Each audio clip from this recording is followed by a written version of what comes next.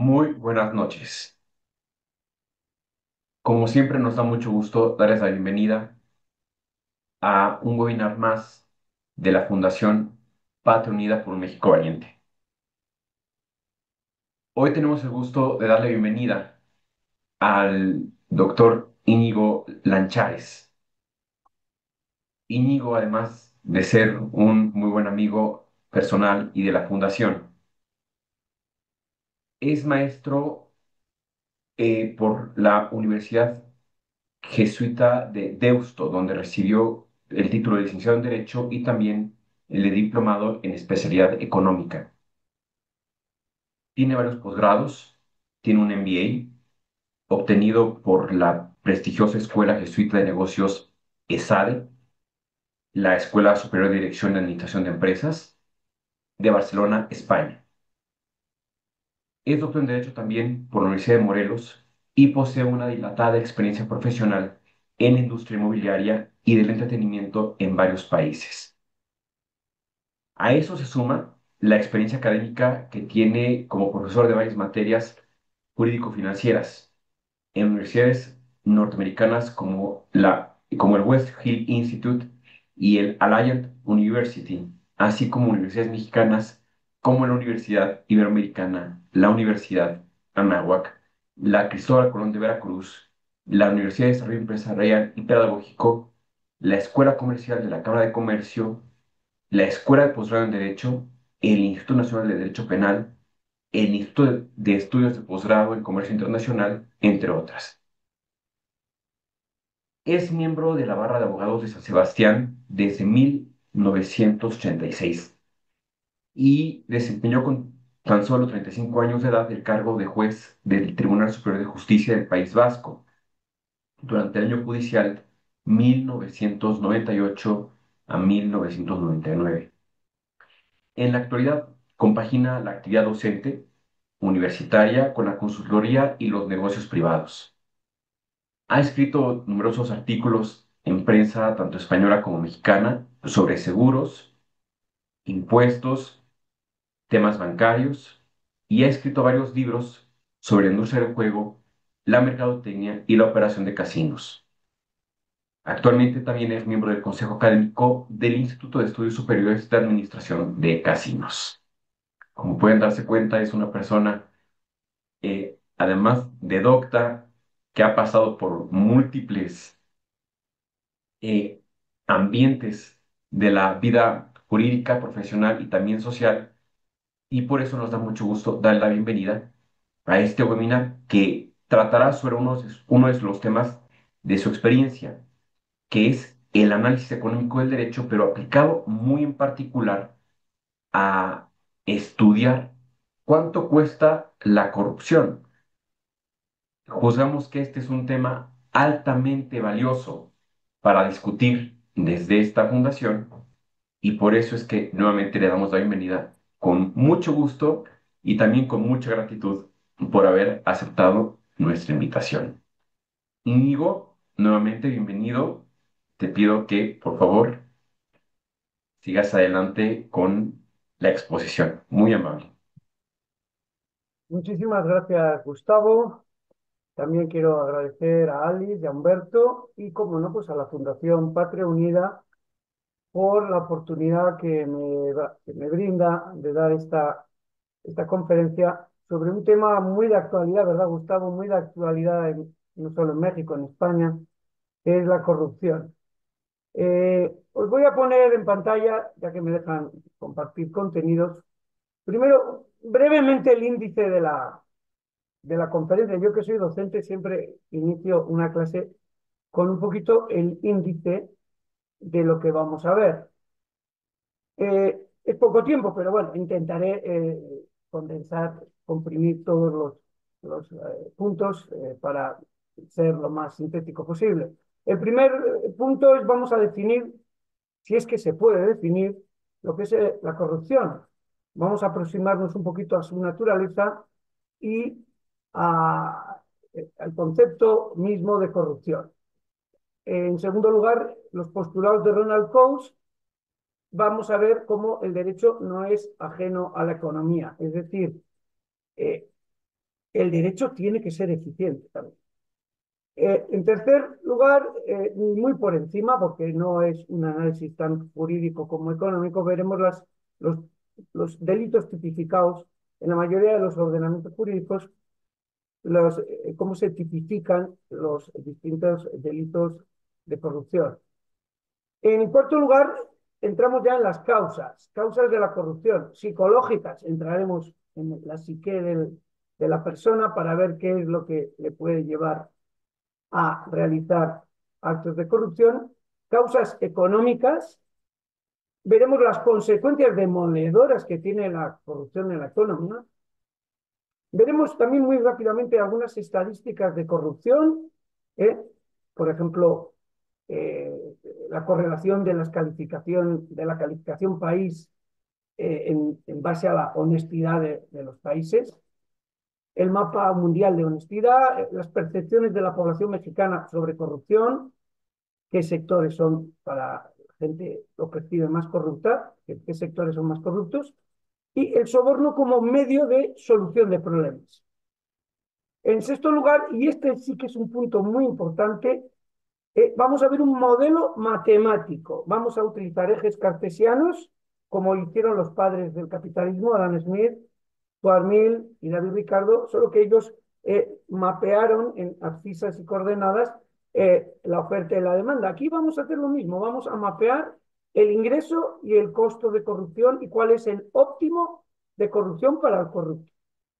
El séptimo punto, estrategias para combatir la corrupción, si es que se puede hablar de estrategias, realmente es muy difícil. El único país que ha aparentemente triunfado contra la corrupción es Singapur, pero bueno, ahí lo llevan, ¿verdad? Veremos un vídeo muy bonito, les va a gustar, es un vídeo de 4 minutos, 3 minutos, la corrupción somos todos. Luego voy a analizar el triángulo del fraude de Donald Cressey. Muy interesante el triángulo del fraude, porque se puede decir que es el triángulo también de la corrupción. ¿Eh? ¿Qué tres aspectos se han de dar para que haya corrupción? Si nos da tiempo, veremos dos casos judiciales muy claros de corrupción de los magistrados aquí en México. Y si nos da tiempo, haremos al final un Kahoot, es decir, les daré un código, van a entrar en un portal que se llama Kahoot, en una página, y vamos a lanzar un juego. Lo verán por pantalla y lo pueden ver en su dispositivo celular, tablet o laptop. Van a ver las preguntas y tienen que responder. Es un juego a tiempo, ¿eh? No solamente vamos a ver quién gana, quién tiene más conocimiento, sino en menos tiempo. Tiene que contestar en menos tiempo. Les he preparado 6 preguntas. Bueno, vamos con ya el contenido, ¿verdad, Gustavo? Si me permiten, pues ya vamos con el contenido de la conferencia de hoy. Les he preparado un presi, que es una forma muy interesante de presentar los contenidos. El presi es como un decorado, es como un teatro. Es un teatro donde vemos en un decorado todos los contenidos que vamos a ver. Obviamente voy a ser rápido porque pues esto nos da para varias horas de clase, pero vamos a ser lo más rápido posible.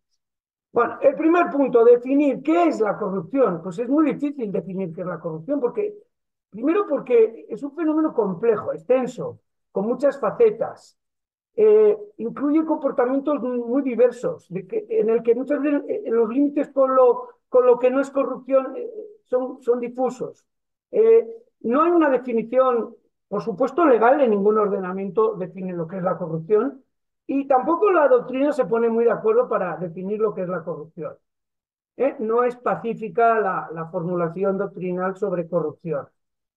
Bueno, sentado esto, por lo tanto no hay una definición universal, vamos a tratar en esta conferencia de delimitar un poco este fenómeno tan complicado que es el de la corrupción. Veremos las causas psicológicas y económicas sobre todo, y las consecuencias y la estrategia de combate desde una perspectiva de análisis económico del derecho, en el entendido de que la economía no es ajena al derecho, el derecho tiene que ser eficiente. Bueno, Vamos a la etimología de corromper, corromper, acción de romper algo, ¿eh? Una ruptura deliberada de algo. En el momento que rompemos ese algo, pierde su composición, su naturaleza. Se descompone, se degenera algo, se degrada, se deprava, se pudre, incluso se puede hablar de corrupción de alimentos. O sea, se me han corrompido los alimentos en el abarrote, ¿no? Pues sí, se han podrido. Bien. En la conferencia de hoy no hablaremos de cómo se pudren los alimentos, hablaremos de la corrupción desde un punto de vista del funcionario o de la autoridad pública. ¿Eh? Así diremos, pues el gobierno se ha corrompido o hay mucha corrupción en el gobierno, etc. Pero ya vamos delimitando un poquito lo que es corromper. Os voy a dar una definición, no sin antes deciros que es muy atrevida, porque es muy difícil definir lo que es la corrupción. Vale, la corrupción sería el uso ilegítimo del poder público para beneficio privado, el uso o todo uso ilegal o inético de la actividad gubernamental como consecuencia de beneficio egoísta, personal, o egoísmo o beneficio político, o simplemente el uso arbitrario del poder, lo que los administrativistas llaman desviación de poder. Bien.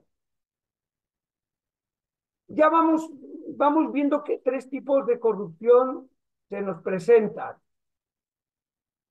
Consiste en el abuso de poder para beneficio propio. Lo veremos sobre todo en el vídeo que veamos luego, porque en ese vídeo se dan las tres clases de corrupción. Hay una corrupción a gran escala, actos cometidos a altos niveles de gobierno que involucran pues, funciones del Estado, funciones y políticas del Estado.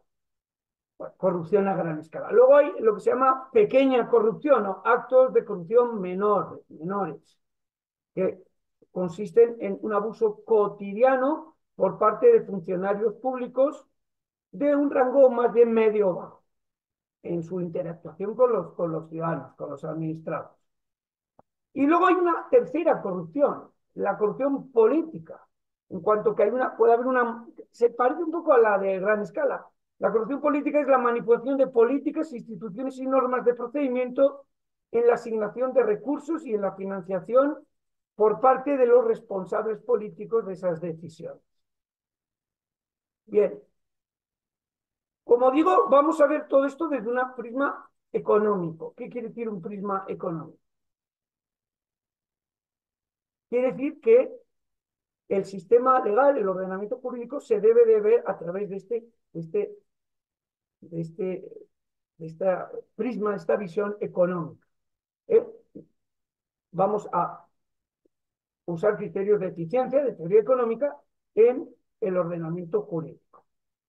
No es ajeno, ¿verdad?, a el derecho, la economía. Los postulados de Ronald Coase, bueno, no me voy a detener mucho, simplemente dice Ronald Coase, es verdad, el gran economista, que el mercado es un mecanismo costoso, a pesar de que, ¿verdad?, nos definieron muy bien el mercado de Adam Smith con su curva de oferta y de demanda, pero es un mecanismo costoso en el que los sujetos toman decisiones y eso influye, ¿verdad?, en la cantidad y en el precio de equilibrio. Pero es un mecanismo costoso. Toda transacción, pues quieras o no, tiene un coste. Coste de información, coste de tiempo, etcétera, ¿no? Cuanto la economía es más compleja, se sofistica más, los costos de transacción van subiendo. Entonces, el derecho surge como una institución mediadora que reemplaza en aquellas decisiones de un gran costo, les va a reemplazar en su relación persona-mercado, en aquellas funciones en que los costos son inmanejables, insufragables, en un contexto de intercambio puro. Por lo tanto, la economía tiene mucho que decir en las transacciones. Existiendo costos de transacción, pues el derecho no es indiferente al óptimo económico, ¿no? Hay unas normas más eficientes que otras. según permitan comportamientos más aproximados con ese óptimo. Entendiendo en el sentido de que del economista Pareto, en que llega un momento en que la situación de uno no puede mejorar si no empeora la de otro. Entonces hay que verlo, el fenómeno de la corrupción desde este prisma de economía. Las instituciones jurídicas tienen como fundamento económico abaratar esos costos de transacción. Para eso definen derechos de propiedad, seguridad jurídica en los contratos, responsabilidad contractual, etc. Bueno, vamos ahora con la tipología. Hay muchos tipos delictivos, hay muchos tipos penales que suponen algunos comportamientos corruptos. En cada ordenamiento jurídico, pues varía, ¿no? Está, por ejemplo, la extorsión.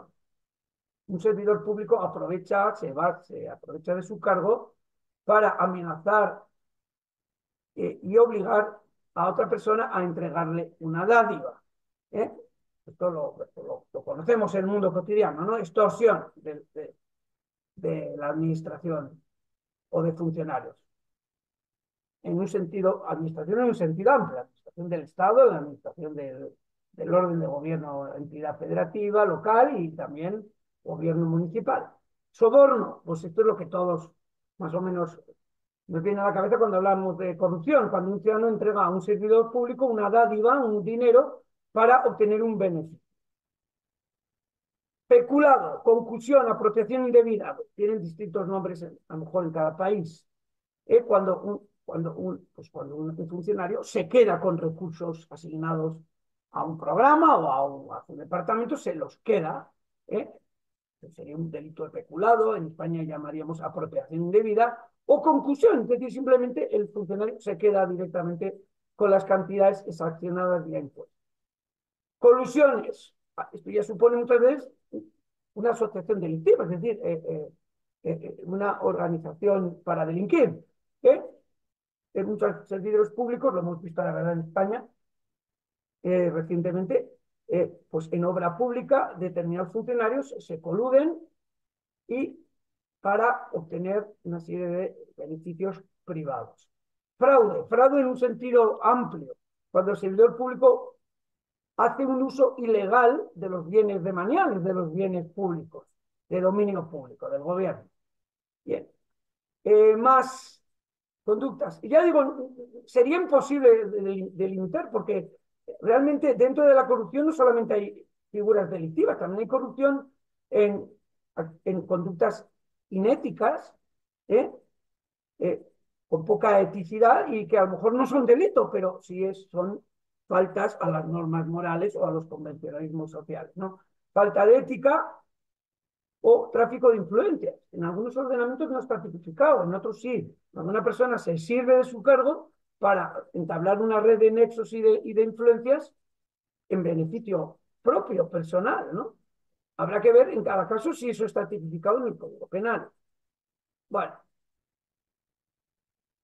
bien, aquí hay un resumen de todas las posibles conductas que puede cometer el funcionario corrupto. Si me quiero detener en el delito de cohecho, para decirles que existe el delito de cohecho activo, el que ofrece, entrega, promete, el corruptor, digamos, promete un donativo, una ventaja, no tiene por qué ser dinero, puede ser en especie, puede ser una ventaja.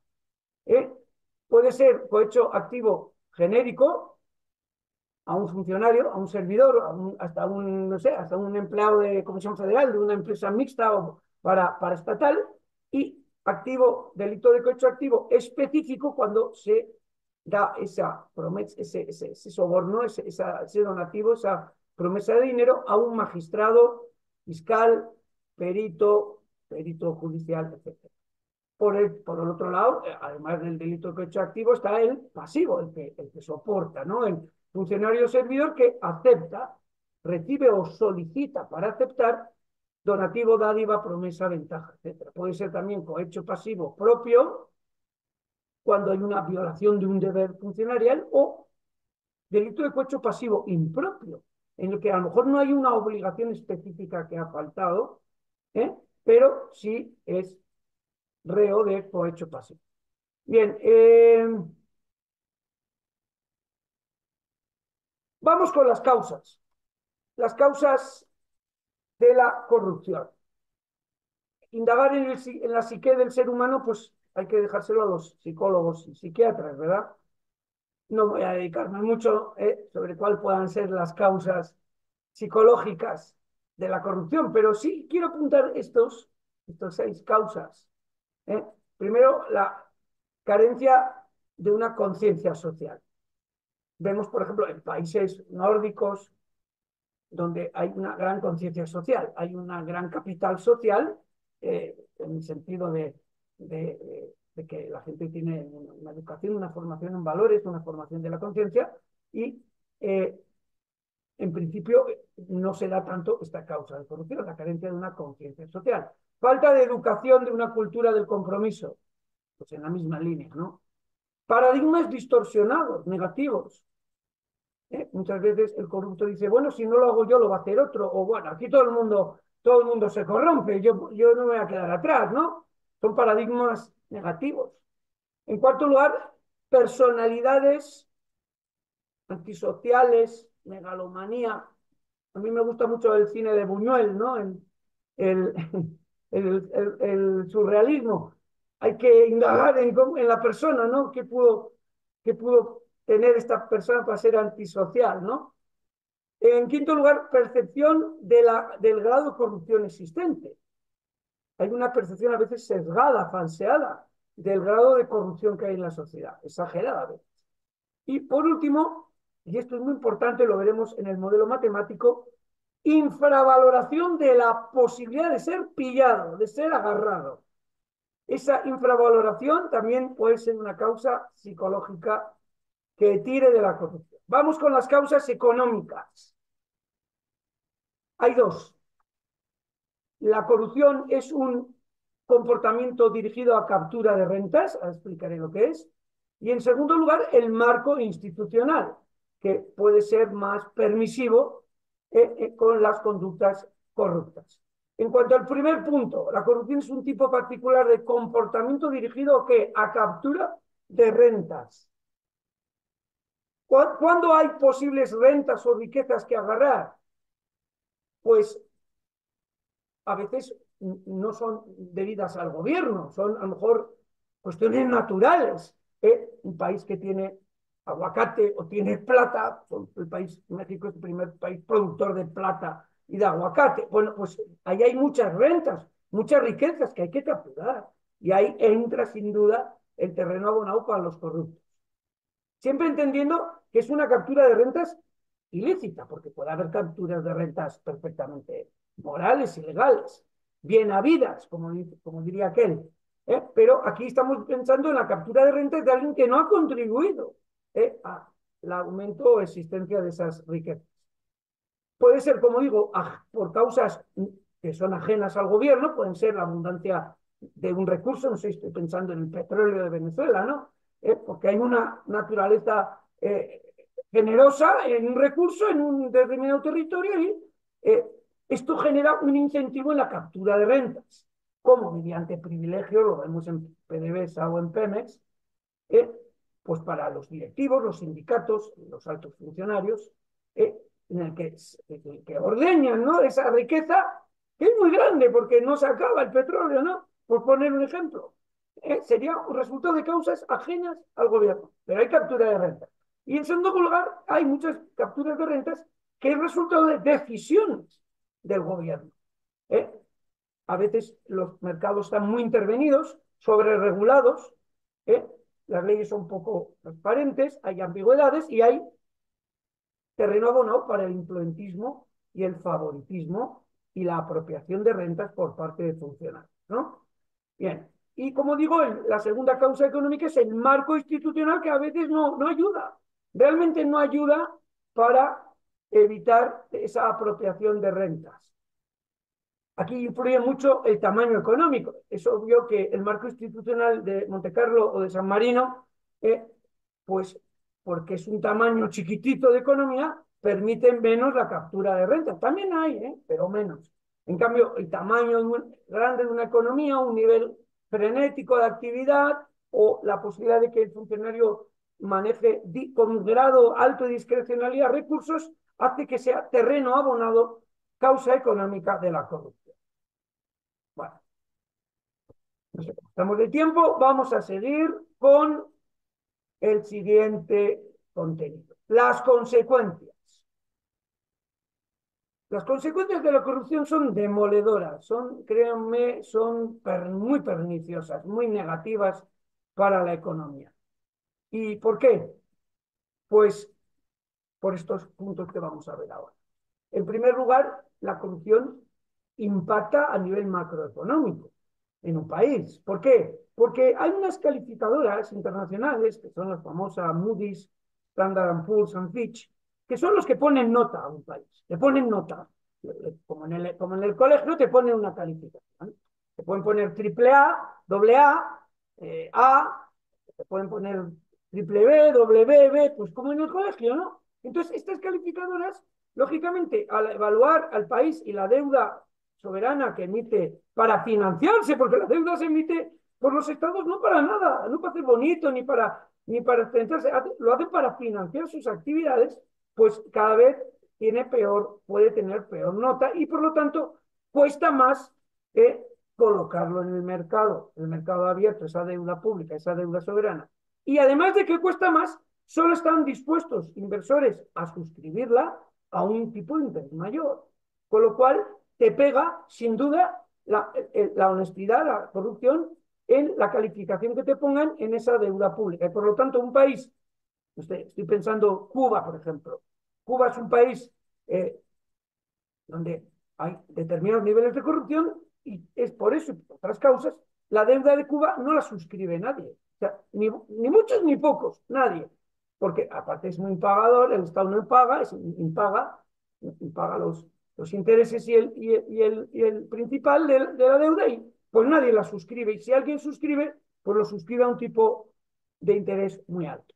Entonces, a los países les hace mucho polvo una mala calificación internacional. Luego lo veremos cuando veamos estadísticas sobre la calificación que hacen estas calificadoras de deuda de los países. Segundo, impacto a nivel de eficiencia económica.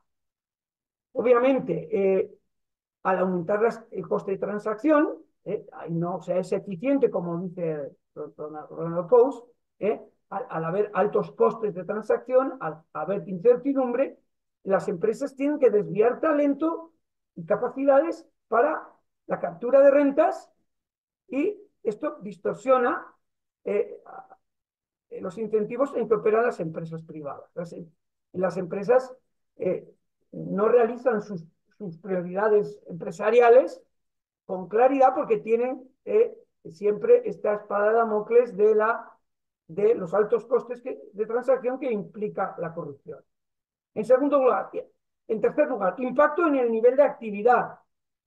Efectivamente, la corrupción es un asesino de micros y pymes. Lo es porque se desvían muchos recursos a la corrupción, a los funcionarios corruptos. Entonces no se dan los recursos a aquellos que hacen un uso más productivo. No hay un uso alternativo más productivo, sino que hay un uso menos productivo. Y claro, las empresas pues tienen que dedicar recursos a los sobornos, tienen que reservar dinero para los cohechos, están quitando recursos a otras áreas de la empresa, hay más de investigación y desarrollo, diseño, etc. Luego, impacta el nivel de actividad. En cuarto lugar, y esto está muy claro, le está pegando al Estado en su gasto social, en su asignación presupuestaria a gasto social, a educación, a sanidad, a desarrollo. ¿Por qué? Porque le está drenando recursos ese nivel de corrupción. Hay un desfalco de los ingresos presupuestales del gobierno que se van a la corrupción y que se quitan ¿de dónde? Pues de educación. Y la educación es fundamental en una sociedad. Es el ascensor social. Sin educación no prospera una sociedad. Bien, se beneficia un grupo reducido de personas o de familias en detrimento de la sociedad. En quinto lugar, hay un impacto también en la redistribución del ingreso. Ahí, a los que les lleva el agua, porque se inunda, ¿verdad?, la habitación, a los primeros que llegas a los de abajo, a la pobreza extrema. La corrupción supone una transferencia no deseada de recursos no a los más pobres, a los que lo necesitan, sino a las élites o a las familias que se benefician de esa corrupción. No hay unos criterios de redistribución normales, como nos han enseñado, ¿verdad?, en las escuelas. El impuesto es un instrumento para redistribuir la riqueza. Bien, ¿vale? Redistribúyase, pero no, la corrupción a menudo no permite esa redistribución. ¿Y quién lo paga? Los más vulnerables, los más pobres, los desheredados de la sociedad. ¿Eh? Las brechas sociales se agrandan, ¿eh? La pobreza cada vez es mayor y las clases ricas o grupos sociales con mayores ingresos, pues eso se benefician, son cada vez más ricos. Y en sexto lugar, también quiero comentar que la corrupción no deja de ser un impuesto, es un impuesto oculto, ya que de alguna manera el productor, el empresario, tiene más costos de los que ya tiene. Como diría Milton Friedman, el gran economista monetarista, Milton Friedman, bastantes cargas tiene ya el empresario, créanme, bastante como para ahora tener que pagar corrupciones o tener, en fin, el tema ecológico. Ya el pobre empresario está frito de cargas y realmente la corrupción no deja de ser un impuesto privado que unos pocos se cobran a costa de lo que generan las empresas. Bien. Eh, para, para graficar esto, vamos a ver este brevísimo vídeo del presidente de la Cámara de Empresarios Mexicanos. ¿Eh? Muy, muy breve. 2 minutos.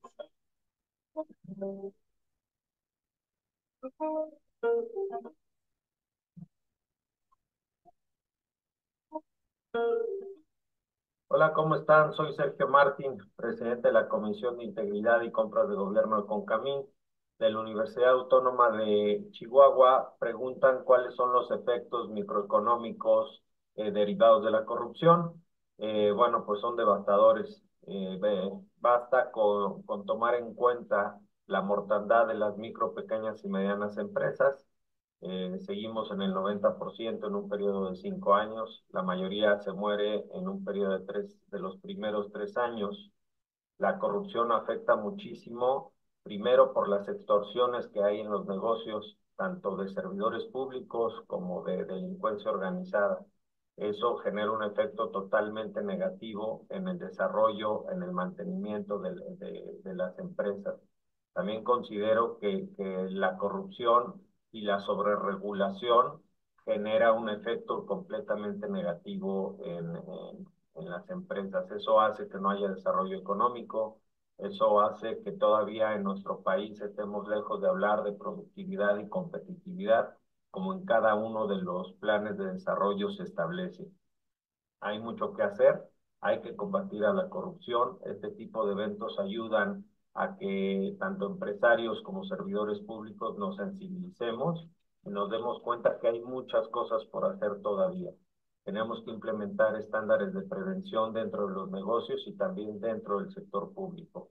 Tenemos que hacer las cosas bien, la corrupción es de ambas partes y tenemos que combatirla a ambas partes para que esos efectos microeconómicos se vayan diluyendo, vayan siendo mejores y tengamos condiciones y seamos también generadores de condiciones para que esas micro, pequeñas y medianas empresas tengan a un gobierno facilitador, tengan a un mercado mucho más sólido y competente.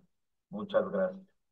Bueno, este grito, ¿verdad? ¿Verdad? Llamado de Sergio Martín a no permitir que la corrupción destruya el tejido empresarial. Pues vamos ya rápidamente con algunas estadísticas. Por ejemplo, esta estadística que tengo aquí, pero se vea bien, es la correlación entre las calificaciones que emiten las agencias internacionales de calificación, es decir, Standard Poor's, Moody's o Fitch, con indicadores de corrupción usados habitualmente. Esta correlación es muy importante, es muy robusta, muy directa.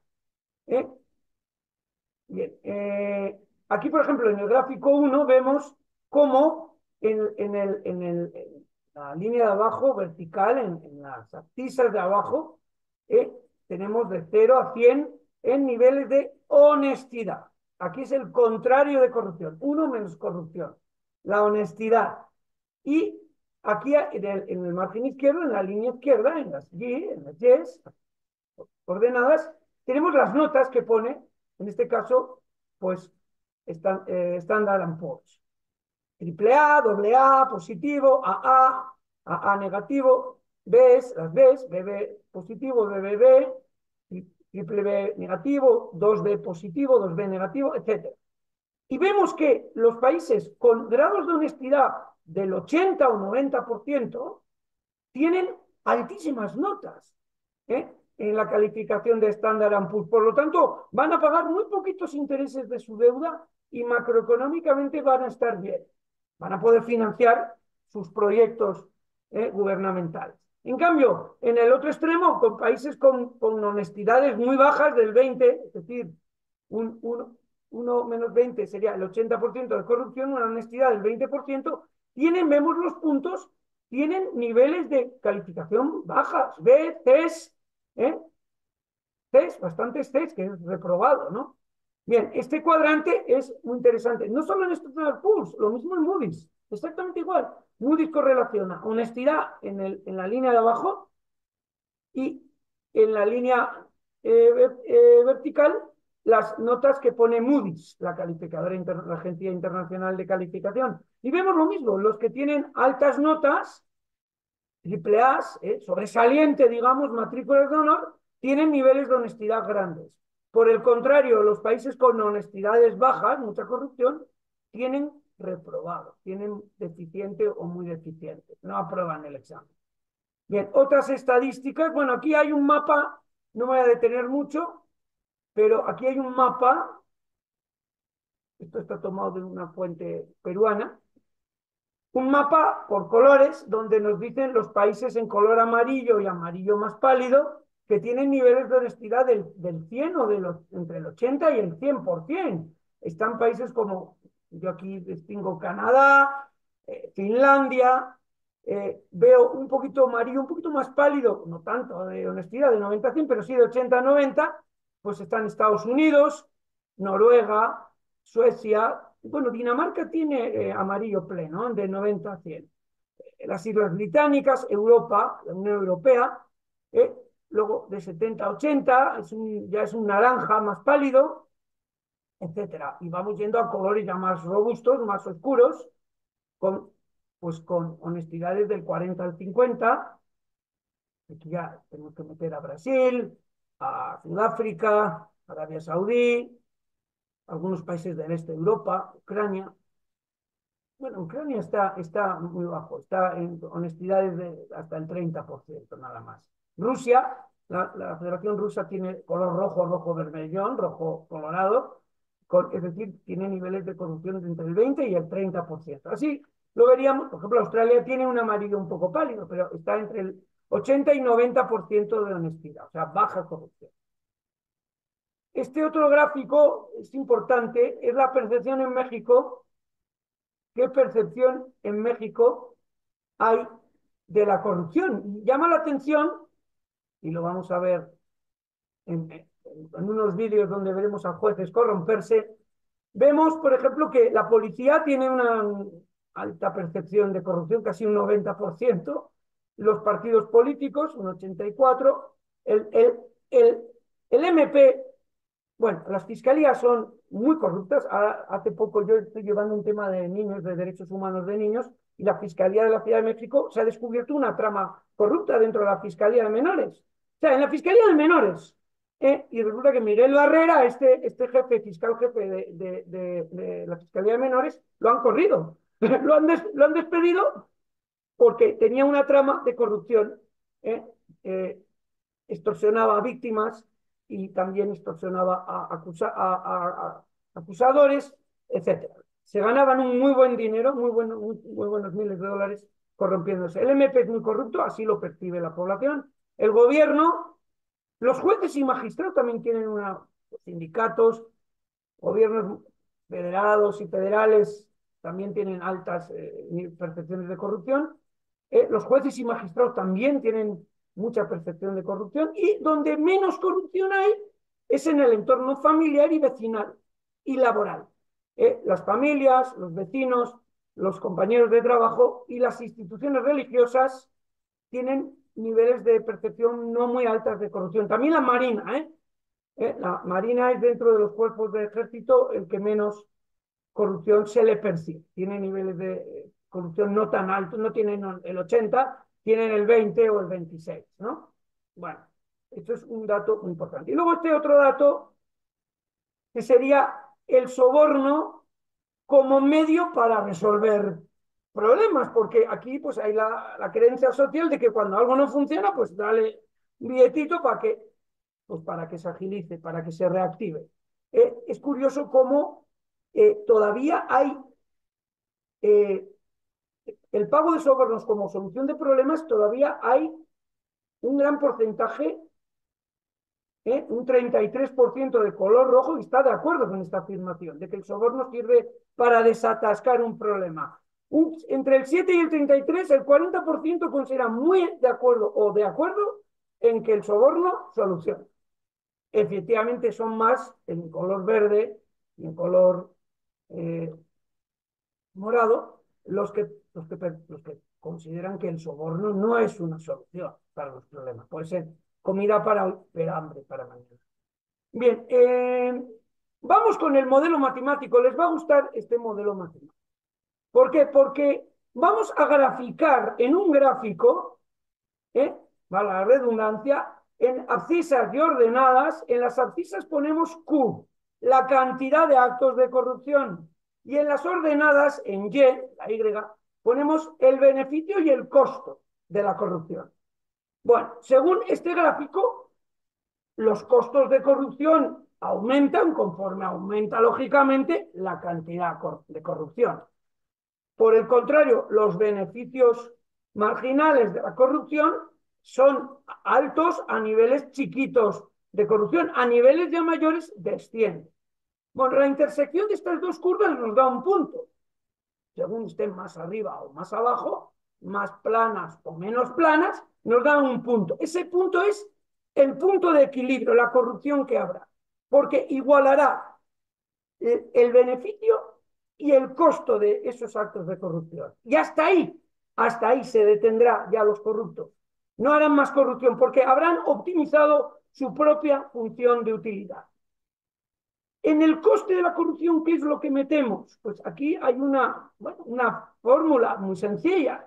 El costo total de Q de la corrupción es igual al costo parcial de corrupción de tipo penal, al costo parcial de corrupción de tipo moral, CM, y a la parte parcial de coste de la propia ejecución de la corrupción, que es CE. Bien, lógicamente, los países donde este costo se eleva mucho respecto a las abscisas y ordenadas, nos dará un punto de equilibrio en menor cantidad de corrupción. ¿Qué entendemos por costos de penalidad? Que es un costo parcial, obviamente, que se entiende intuitivamente. ¿Qué es el costo de penalidad?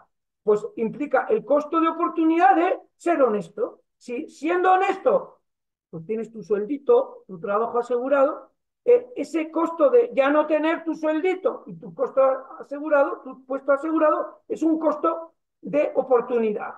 Bien, renuncias de alguna manera a tu ingreso legal. Costos formales, pues desde pérdidas de empleo, por ejemplo, este Miguel Ángel Barrera, que era corrupto en la Fiscalía de la Ciudad de México, pues lo despidieron, no sé dónde estará ahora, a lo mejor está en los tianguis, trabajando en la economía informal, no lo sabemos. Pero el despido, la amonestación, la multa, en algunos países penas fuertes, latigazos, por ejemplo, en los países musulmanes, o incluso penas de cárcel fuertes, incluso en algún país, que luego hablaré, hay la pena de muerte al corrupto, pena de muerte, ahorcamiento, ejecución. Bien, los costos de penalidad, en el momento en que se suben, lógicamente sube el costo marginal de la corrupción, con lo cual se reduce. Costos morales. Estos son lo que llamamos costos reputacionales. Eso depende también de cada sociedad. Hay algunos sujetos que les importa un bledo, ¿no? Su solvencia moral. pero pues depende de la escala de valores de la sociedad, pero también el corrupto tiene un costo reputacional al ser descubierto ante la sociedad. Bien, luego costos de ejecución. También hay, sin duda, unos pequeños costos de ejecución de la corrupción, porque hay que utilizar recursos tecnológicos, tiene que, el corrupto tiene que conocer bien el sistema informático, hay a veces barreras no solo tecnológicas, sino de individuos, tienes que participar de la corrupción a uno de arriba, que se va a enterar, ¿eh? Eh, porque se va a involucrar. Es decir, hay una serie de barreras tecnológicas o personales que hay que salvar para corromperse. Y eso también genera un pequeño costo de corrupción. La suma de las tres nos dan el costo total de la corrupción. El corrupto maximizará su ingreso cuando el beneficio marginal de la corrupción iguale al costo marginal. Es decir, el corrupto cometerá actos de corrupción hasta un punto. ¿Hasta qué punto? Hasta el punto en que se iguale su ingreso con su costo marginal. El ingreso marginal de la última unidad de corrupción sea menor al costo, le cueste más, entonces no lo va a hacer, se detendrá ahí, cuando el beneficio marginal se iguale al costo marginal. Bueno, esto hay que saber un poquito de matemáticas o recordar algo de la escuela, la idea de costo marginal o la idea de beneficio marginal, bueno, pues es la derivada de la función. Bien, aquí en este otro modelo matemático llegamos a una expresión matemática, a una fórmula en el que vamos a determinar el grado de corrupción. Aquí, lógicamente, hay un glosario, es decir, definimos W como el sueldo legal de una persona, ¿no? Ingreso de no ser corrupto es el W, lo que ganas en tu puesto de trabajo. Ingreso de ser corrupto y descubierto es la diferencia entre el salario W sub 0, que es el salario de reserva, lo que el corrupto va a ganar corrido, yéndose a vender en el tianguis, ¿verdad? Menos EFB y RB, que sería el monto de la sanción, por ser descubierto, y menos el R sub B, que es la sanción moral, si es que pudiéramos cuantificar la ignominia moral que supone que te descubran. Ya les contaré un caso. En España, bueno, hubo un caso de una persona que se corrompió, le descubrió una televisión, Antena 3, se descubrió y ese hombre se quiso suicidar, se quiso quitar la vida. Tomó lejía y alfileres y le salvó la policía de milagro, porque se quiso quitar la vida de la ignominia que suponía haber sido descubierto como corrupto. Bueno, el ingreso de ser corrupto y no descubierto es el W, es decir, tu salario más B. B es el soborno, la cantidad que percibes. El ingreso esperado del corrupto es 1 menos P, que es la probabilidad de no ser descubierto y sancionado por el soborno y el salario legal, más la posibilidad de ser descubierto por el salario de reserva menos la sanción económica y moral. Bien, con este glosario, aquí viene lo que quiere decir cada letra, cada incógnita, llegamos a esta fórmula increíble que es menos F de B menos R de B más 1 menos P entre P por B, que viene a decir el coste monetario, la sanción por ser descubierto, menos el gasto o sanción reputacional de ser descubierto. Esto es negativo. Más el numerador es la probabilidad de no ser descubierto entre la probabilidad de ser descubierto por B. B es el monto, el soborno, la cantidad. Bueno, llegaríamos, por razones de espacio no les puedo explicar bien toda la fórmula, pero realmente es muy interesante parametrizar matemáticamente esto y poder llegar al concepto de corrupción. Aquí ya para acabar el modelo, existen dos tipos de corrupción, lo que se llama corrupción con sobreprecio, algunos llaman corrupción sin robo, y la corrupción con robo o corrupción con ocultación. En la corrupción con sobreprecio, para no hacérselo muy largo, el funcionario gana, pero no le quita al Estado, al erario público, el dinero, sino que repercute un fee para él. Le sobrecarga, ¿eh?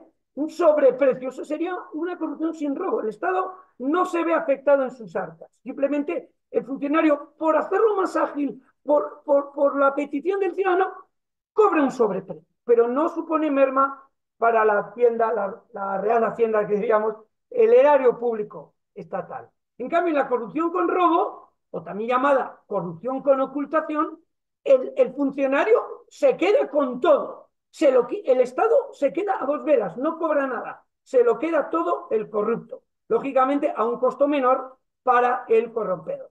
Bien, no me quiero extender mucho. Vamos con estrategias de combate.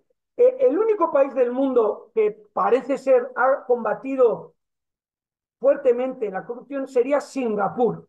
Bueno, ahí se dieron unas circunstancias, llegó al poder un hombre tan honesto que dijo: solo acabaré la corrupción de Singapur cuando meta a familiares míos en la cárcel. Es muy duro eso, ¿eh? Eso es muy duro. Solo Singapur parece que ha podido con la corrupción. Yo os voy a dar aquí 4 estrategias. Bueno, hay un concepto que quería comentar, el concepto de corrupción óptima. ¿Qué es eso de corrupción óptima?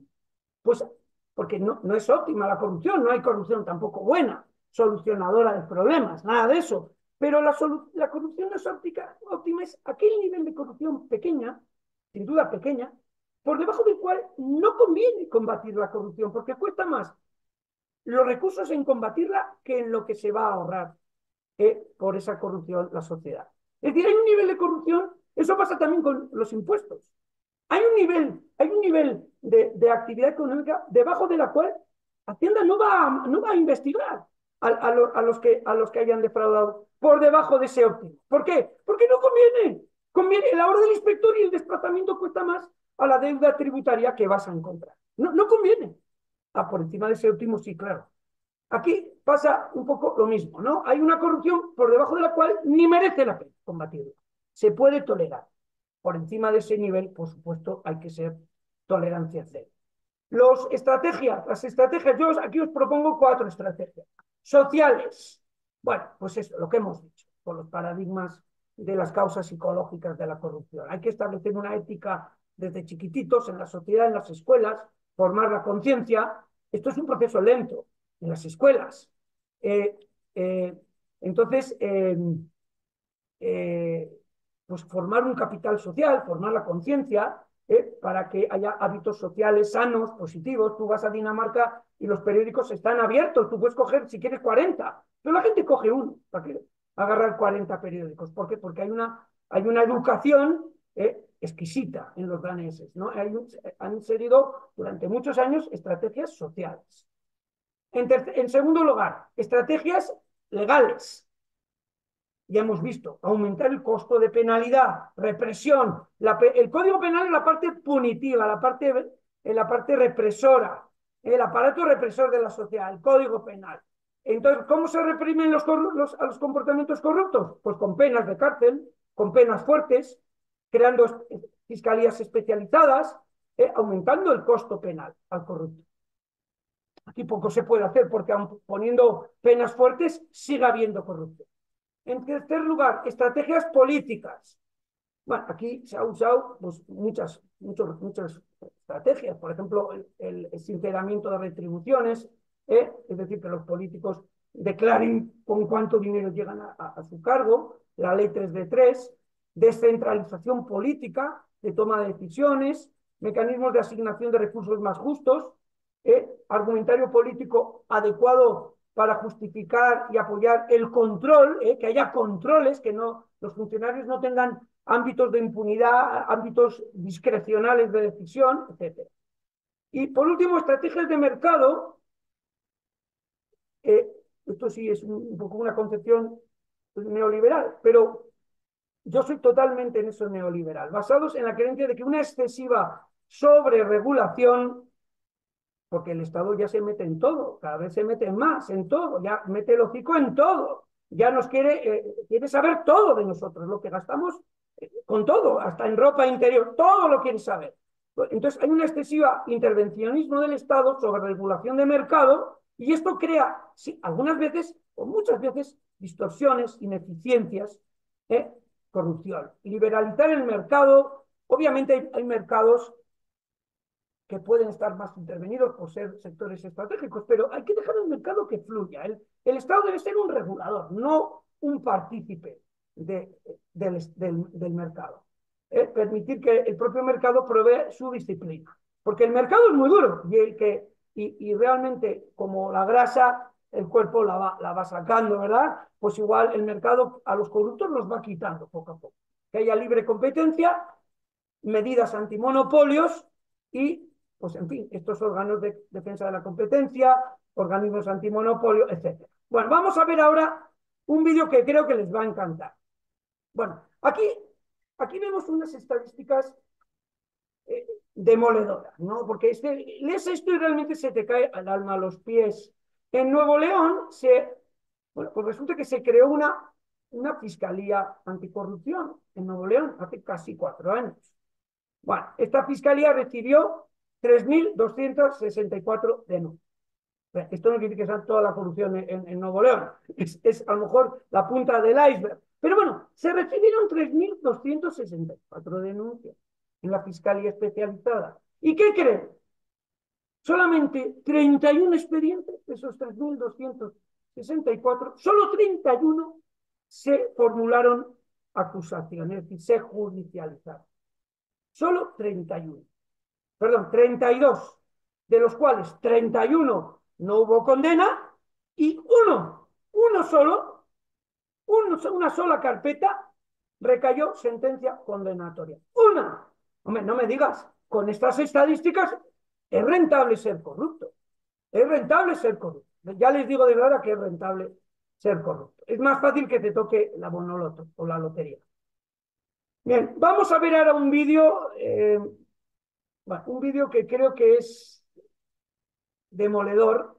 Antes de ver el triángulo del fraude, vamos a ver este vídeo. Espero que lo escuchen bien. Es muy interesante.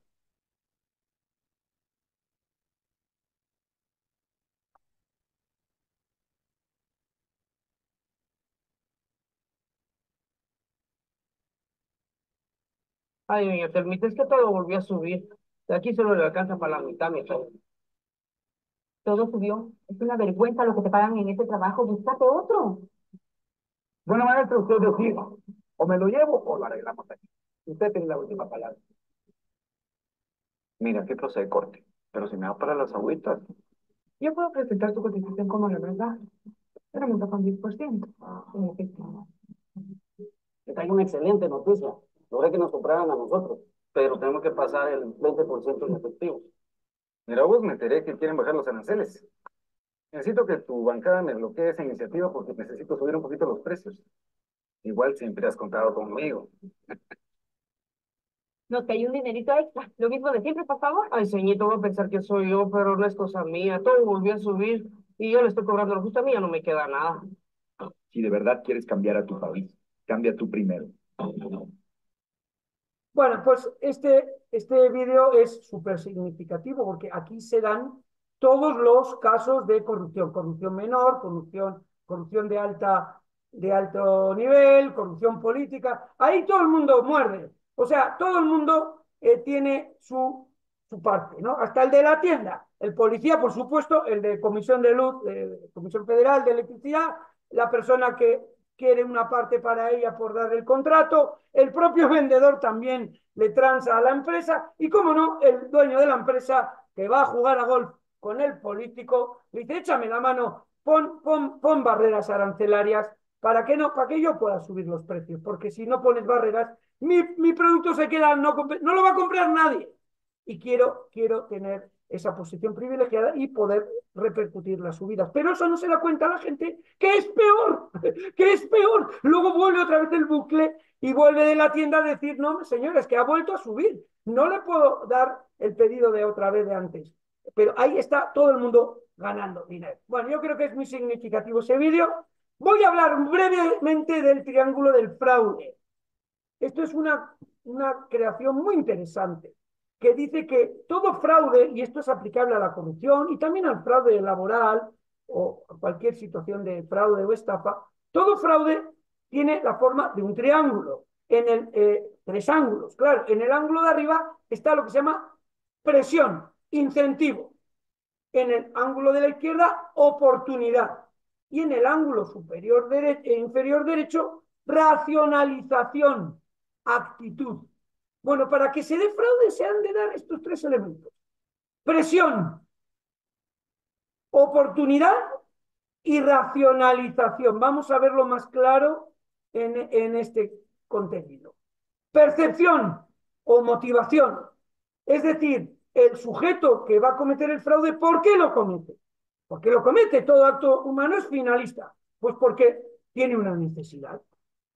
Puede ser que no puede pagar las facturas, sea adicto a las drogas o al juego, porque tiene, está su madre muriendo o hay que hacer un trasplante de corazón a su niño, etc. Esa es la parte motivacional. Eso es lo que pone en marcha todo el triángulo del fraude. El que hay una necesidad. Dirá, bueno, dinero necesitamos todos, sí, pero hay una necesidad acuciante y eso le hace tener la motivación. Pero no basta la motivación, hace falta la tercera pata, oportunidad. Es decir, que no haya controles, que no haya rendición de cuentas, que pueda realizar el fraude sin ser descubierto, manipulando, falsificando documentos, los registros informáticos. Tiene que tener oportunidad, como dice el refrán mexicano muy sabio, al ladrón le hace la ocasión. Y en tercer lugar, la tercera pata es esta es la mejor, la racionalización. Es decir, el ser humano siempre tiene que buscar, ¿verdad? Porque somos seres dignos, hechos a semejanza de Dios, y somos seres que tenemos conciencia, sabemos lo que es el mal y el bien, lo sabemos muy bien, lo racionaliza. Y se hace en su cabecita pues argumentos del estilo de he tomado solo el dinero prestado, o me lo debía la empresa, me lo merezco, o si no lo hago yo lo va a hacer otro, o no me pagan lo suficiente, etcétera. Ese tipo de argumentos en la cabeza de uno es la tercera pata para que haya corrupción o fraude. Motivación, también se le puede llamar a la motivación presión, oportunidad, ocasión y racionalización. Son las tres patas del triángulo del fraude. Como dice muy bien Donald Cressey, las personas de confianza se convierten en violadores de confianza cuando se conciben a sí mismas teniendo un problema financiero que no es compatible. Son conscientes de que este problema puede ser resuelto como echando mano a la caja, violando su posición de confianza. Y son capaces de aplicar su propia conducta, su propia racionalización a la situación. Entonces, se suele decir que la gente de mucha confianza son los más peligrosos. Bueno, la conducta humana se basa en decisiones que sopesan la recompensa en función del riesgo a ser castigados y el individuo va a cometer un delito cuando los beneficios de esa acción superan las consecuencias negativas. Bueno, esta es la teoría del triángulo del fraude, que es muy aplicable desde el punto de vista psicológico al corrupto. Bueno, y vamos ahora, después de ver el vídeo, vamos a ver un caso real. Bueno, yo tengo tres casos, no va a dar tiempo. Tres casos reales de corrupción de jueces y magistrados aquí en Ciudad de México. Pero que son casos de libro. Vamos a ver ahora un juez de control en un asunto que yo llevé aquí en la audiencia de control, en el sistema judicial acusatorio de la Ciudad de México, un juez de control que decía ser juez, que no sabe lo que es la COPRED. Es un asunto, es una reclamación contra el Liceo Franco-Mexicano por una vulneración de derechos humanos de niños. Hay una carpeta de investigación en la Fiscalía por discriminación y por maltrato. Bueno, pues el juez, yo no sé si le habrían sobornado, yo no estaba delante, ¿verdad? Como dice un amigo mío, su dinero le costaría al liceo, seguramente. Pero vamos a ver cómo actúa el juez. Es que es increíble, ¿eh? No van a creer lo que van a ver.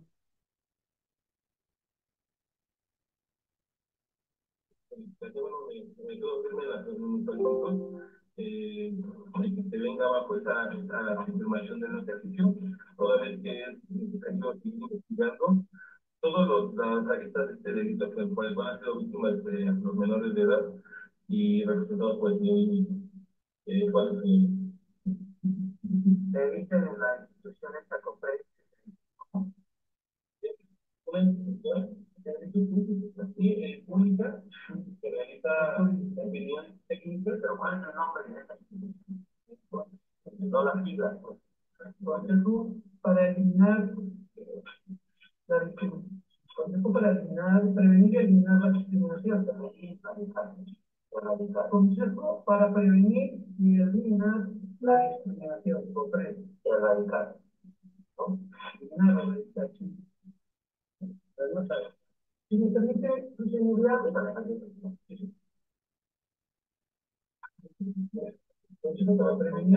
prevenir y eliminar la discriminación del hecho de